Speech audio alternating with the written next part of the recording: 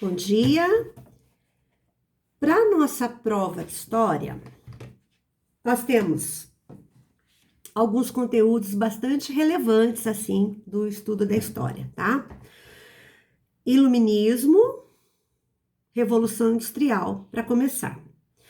Então, o iluminismo, enquanto um grande movimento filosófico, político, cultural, que vai trazer, assim, uma transformação para o mundo. Primeiro, o material de vocês, eles falam sobre a importância do fortalecimento da burguesia. Então, sempre pensar, a burguesia, ela conquistou poder econômico, mas ela não queria só isso, ela queria também poder político. Então, as revoluções burguesas, os burgueses vão encontrar nesse movimento iluminista um importante aliado para essas conquistas que vão se desenrolar depois, tá bom? Então, gente, fala ali dos precursores, para começar os precursores. Precursor é o que vem antes. Onde começa esse pensamento iluminista? Ele tem que surgir de algum lugar. Então, ele cita três importantes precursores: Francis Bacon, né? Então, ali a questão da importância do método, da separação da ideia do absolutismo enquanto direito divino, tá? René Descartes também, né? O René Descartes que fala sobre o pai do racionalismo, ele é o pai do racionalismo moderno, né? Importante para o início da ideia da ciência moderna. A importância do pensamento seguro, então sai da ideia de se acreditar nas superstições, né? Então, olha o absolutismo. O que era o absolutismo? O que era o antigo regime? Então, esses pensadores, precursores, eles vêm plantar a semente, eles vêm começar com essa ideia do questionamento. E o Newton, né, o Isaac Newton, também muito importante no seu trabalho, na teoria mecanicista, das leis da física e tudo mais. Então, quebra aquele paradigma. Então, começa a se quebrar o paradigma, né, de que o mundo não é exatamente como vinha ali desde a Idade Média e do começo ainda da Idade Moderna, né? Então, eles vão aprofundando aquilo que o Renascimento científico começa, né? E o iluminismo ele vai se tornar um movimento mais forte, mais coerente e que dá as bases para o mundo nosso que a gente vive hoje, tá? O século das luzes e o iluminismo, então, enquanto esse pensamento da valorização da razão, a palavra assim chave quando a gente pensa em iluminismo, tá? Então, depois a gente vai entender alguns pensadores iluministas, desde aí é que cita a importância da obra enciclopédia do Diderot e d'Alembert, né? Que é a ideia da valorização do conhecimento, e que esse conhecimento ele tem que ser espalhado, ele tem que ser disseminado. Montesquieu, quando escreve O Espírito das Leis, ele fala da separação dos poderes, né? Executivo, legislativo, judiciário. Ou seja, o poder não tem que estar concentrado nas mãos de uma pessoa. Então, a ideia de quebrar o absolutismo, tá? Rousseau, com o contrato social, né? Então, tem que ter existe um acordo entre quem é dominado e quem domina. A ideia do bom selvagem, isso aqui é muito presente naquilo que a gente estudou em filosofia já, né? Voltaire, que crítico ao absolutismo, crítico à igreja, tá? Então, deem uma olhada. É importante sempre estar revendo as características desses pensamentos. Sobre o despotismo esclarecido, que também nós estudamos, governantes absolutistas que entenderam a necessidade de modernizar, né? Então, eles pegam uma coisa aqui, outra coisa ali do iluminismo, mas eles não querem abrir mão do governo absolutista. Então, ele vai mais ali na questão de reformas na educação, reformas na economia, tá? Tirar o poder da igreja, por aí. Então, déspotas eram tiranos, não queriam largar ali o absolutismo, mas eles modernizaram seus governos. Sobre o liberalismo clássico e os fisiocratas, liberalismo clássico um dos marcos do iluminismo é o liberalismo, né? Então o liberalismo dá a ideia de liberdade, dá a ideia de que o Estado não tem que intervir muito. Então, para que ser absoluto? Tá? Volta-se aqui a gente vai falar um pouco de economia, mas pode ser liberalismo político também, né? Então, John Locke, por exemplo, John Locke é pai do liberalismo político, tá? Então, é o contrário do mercantilismo. Para você entender o que é o liberalismo, você tem que entender o que foi o mercantilismo. O mercantilismo é um sistema dominante ali da época do absolutismo, em que o rei determinava todos os ramos da economia. Sobre a questão da Inglaterra, né? Na Inglaterra foi que aconteceu os primeiros movimentos de limitar o poder do rei. Então, o rei, com o seu poder limitado, ele vai dar essa dianteira para a Inglaterra. A Inglaterra, ela começa na frente ali, por isso que alguns dos precursores são ingleses, tá? Aqui cita John Locke, que eu falei, ó, tá bom? Aqui cita John Locke. Bom, quem eram os fisiocratas? Aqueles que defendiam que tinha que ir além do mercantilismo, o mercantilismo defendia encontrar colônias, buscar metalismo, né, tudo mais, e eles diziam que não, ó, que a força estava na natureza. Cada nação deveria explorar o que ele tem de forte ali, desenvolver, né, os potenciais da terra e a partir disso se fortalecer, tá? Então cita aqui alguns fisiocratas e na Inglaterra a importância do Adam Smith quando escreve A Riqueza das Nações, né, que vai falar da lei da oferta e da procura, e inclusive é o que determina a economia, basicamente, na atualidade, na cara que o capitalismo foi se desenvolvendo e tudo mais, tá? Liberalismo clássico, porque depois a gente vai ter as mudanças, que vai ter o neoliberalismo e tudo mais, tá bom? Revolução Industrial. Então, a Revolução Industrial, ela surge aqui como uma revolução burguesa também, tá? Revolução Industrial, todas as transformações na forma de produção, que não fica só na produção do produto ali para ser vendido, né? A máquina proporciona se produzir muito mais, quanto mais se produz, mais lucro. Então, é o super sucesso do capitalismo. Só que ela não é só nisso, ela mudou o comportamento, ela mudou a estrutura, ela mudou a questão da cidade, da forma de se consumir, da forma de se viver, né? Tudo muda em torno da Revolução Industrial, é a grande revolução. Ela ainda não acabou, ela tem as fases, ela continua, porque mudam as necessidades, porque mudam-se as estratégias, porque mudam-se, né, os desejos de consumo e as características também, os materiais que se usam, os combustíveis que se usam, né, as tecnologias que se usam. Então, ela está mudando, tá bom? A importância de se entender a formação das classes, né, a burguesia, o proletariado. A Inglaterra sai na frente porque ela tinha essas condições necessárias, então condições políticas, condições geográficas, condições naturais ali, uma burguesia enriquecida, uma burguesia fortalecida, porque tinha uma política por trás disso que fortaleceu. Também a questão do desenvolvimento do motor a vapor, a Inglaterra rica na questão das minas de carvão, nas minas de ferro, e também a forma como a Inglaterra já tinha um sistema manufatureiro fortalecido. Então, se transforma a manufatura para a máquina.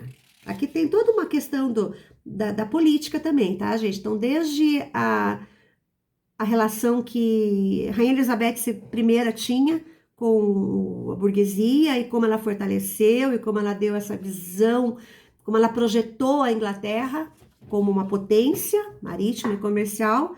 E depois com Oliver Cromwell, durante o período ali teve a Revolução Puritana e a Inglaterra vira uma república e o Cromwell decreta os atos de navegação, tá?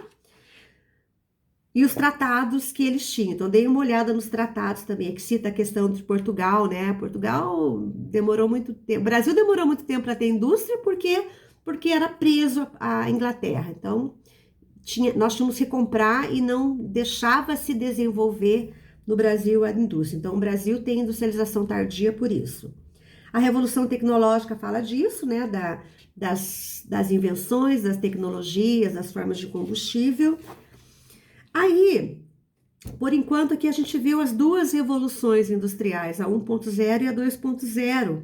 Então, a primeira é a 1.0 na Inglaterra, indústria têxtil, máquina a vapor, carvão mineral, né? E também como que eram as condições de trabalho, então não tinha nenhum direito trabalhista. A concentração de mão de obra excedente por causa dos cercamentos, né? Então, as pessoas foram obrigadas a sair do campo e ir para a cidade, expulsas da terra, né? Então, lembra lá dos cercamentos, que a gente já tinha estudado também. Condições de trabalho insalubres, trabalhava-se muito, contratava-se crianças, mulheres, porque pagava menos ainda. A urbanização, como vai aumentando a urbanização, né, o fenômeno da urbanização, porque as pessoas vão em busca de trabalho nas cidades. As cidades industriais, no começo, elas eram, assim, catastróficas, né, muita poluição, muita miséria, muita fome, não tinha estrutura e nada mais. Sobre as características da segunda revolução industrial, é importante ver que muda, né, os combustíveis, a criação da energia elétrica, o aço, o automóvel, o avião, as novas tecnologias, a indústria química. Então, veja, não é só agora a indústria têxtil, a indústria se espalha para outros países também. Aqui cita o Fordismo, então veja, a racionalização do trabalho, o toyotismo e o Fordismo. A racionalização do trabalho na indústria, a produção de linha de produção, né? Linha de produção, especialização do trabalho. Então, tarefas repetitivas, cada um fazia a mesma coisa ali. Consequências da revolução, a consequência da revolução industrial, a gente já falou um pouquinho aqui no texto, mas especifica aqui, ó, concentração do capital, o burguês cada vez mais rico, o pobre cada vez mais pobre. A burguesia, o proletariado, o pensamento marxista, da crítica ao capitalismo, né? Marx viveu naquele contexto, então ele olhava para tudo aquilo, e é por isso que ele produziu todas as suas teorias sobre a desigualdade social e a ideia da luta de classes, né? Para os trabalhadores se unirem para melhorar aquilo. A internacionalização do processo produtivo que a indústria vai trazer. A hora do relógio, importante o comportamento, a hora do relógio, né? Regulamentação. Produção de lixo, impacto ambiental, né? Então a gente já falou um pouquinho nisso no decorrer dessa primeira parte aí, tá bom? Essa é o primeiro conteúdo. O segundo conteúdo, nós falamos sobre Revolução Francesa e a Era Napoleônica. Então, o iluminismo deixa de ser uma teoria. Então, todas as ideias iluministas, elas avançam, elas entram em prática. Então, a principal influência da Revolução Francesa é o iluminismo, o descontentamento com o antigo regime na França, em que primeiro e segundo estado eram muito beneficiados, leva o terceiro estado a se mover em direção a mudanças. O rei Luís XVI, ele convoca os estados gerais. Durante os estados gerais, o primeiro e o segundo estado não quer arredar, não quer abrir mão dos seus direitos. O terceiro estado bate o pé, decreta a Assembleia Nacional Constituinte. O rei ele é obrigado a aceitar, porque o povo saiu às ruas, a tomada da Bastilha, em 1789, né?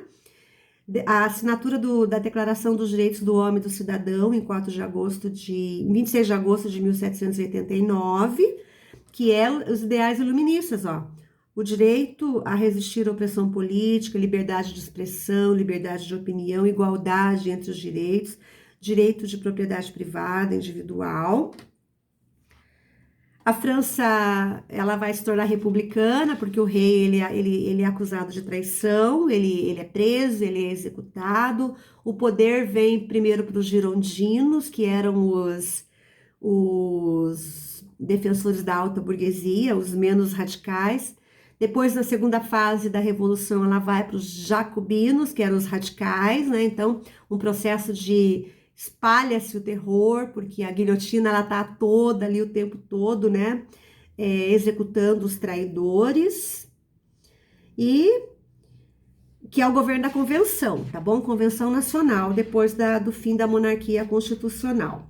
Então, estudem direitinho lá qual era o papel dos girondinos, qual era o papel dos jacobinos, e tinha o meio ali, o centrão, o pântano também. O Comitê da Salvação Pública, durante lá o auge, né, da violência. Tribunal Revolucionário. A reação termidoriana, né, que quando os girondinos tomam novamente o poder, porque a situação vai ficando muito complicada. E o diretório, né, o diretório ali, que vai funcionar ainda na mão dos girondinos, até que os girondinos, eles fazem o 18 de Brumário, né? Então, o 18 de Brumário, o que que é isso? É o poder nas mãos do consulado, tendo como grande nome Napoleão Bonaparte, tá? Então, primeiro 3 cônsules, daí começa a era napoleônica, o governo do consulado, a burguesia. Napoleão, ele vem tentar colocar ordem nas coisas, né? Então, tanto defendendo o interesse da burguesia, quanto também tentando acalmar o povo. Napoleão, ditador, sim, ele foi um ditador, ele foi um expansionista, ele fez guerras com a Europa, ele tomou grande território, ele criou os inimigos, principalmente ali a Inglaterra, decretou a Inglaterra como sua grande inimiga, decretou o bloqueio continental, né, proibindo as nações europeias de comercializarem com a Inglaterra, o bloqueio continental, e ele se autoproclama imperador francês, né, então, período do Império também. Entra em guerra com a Rússia, porque a Rússia quebra o bloqueio continental. Nessa guerra contra a Rússia, ele começa a perder o seu poder, ele tem que enfrentar a tática da terra arrasada. Os russos envolvem os franceses nessa estratégia, e aí é o começo da queda do Napoleão. Napoleão enfraquecido, voltando para a França, tem que enfrentar os seus outros inimigos, uma aliança que é feita na Europa para poder derrubar o Napoleão, e ele é preso, ele é dominado, ele foge, volta, faz o governo dos 100 dias, daí ele definitivamente é derrotado, a famosa Batalha de Waterloo, e volta para a prisão, onde ele morre em 1821, né? E o que é o Congresso de Viena e a Restauração? As nações que derrotaram Napoleão se juntam novamente num grande congresso para tentar restaurar as fronteiras antes do Napoleão, né? E evitar que os ares revolucionários do iluminismo adentrem a Europa, né? Então é uma tentativa, na verdade, porque as revoluções elas vão acontecendo depois, conforme vocês irão ver nas próximas aulas, tá?